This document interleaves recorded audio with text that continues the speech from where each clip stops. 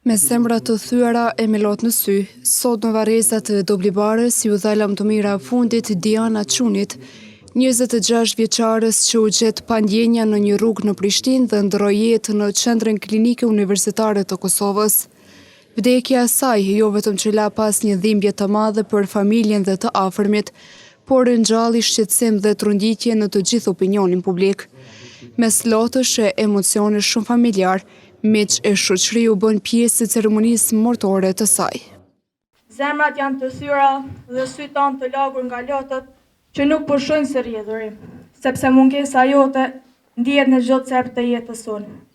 Ti ishe drita në errësirën tonë, ajo që çeshte edhe kur vetë ndoshta ndjeje dhimbje. Ishte mjaftueshme një fjalë prej teje për të na qetësuar, një përqafim për të forcuar, një shëkim për të na dhënë shpresë. Me ty kemi ndarë kujtimet më të bukura, të qeshurat më të sinqerta dhe lotët më të thellë. Ti ishe më shumë se motër, ishe mike, mbështetje shpirti i njëjtë me tonin. Tani që ti ke shkuar, një pjesë e shpirtit ton ka shkuar me ty. Famulitari i famullisë të Doblibarës, Don Robert Jakaj, bëri lutje fetare në ceremoninë e varrimit.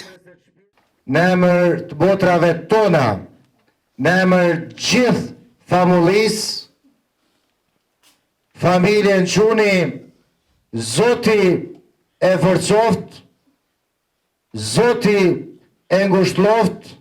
Në këtë ditë do të ishte mirë të rinim e qëndronin në heshtje,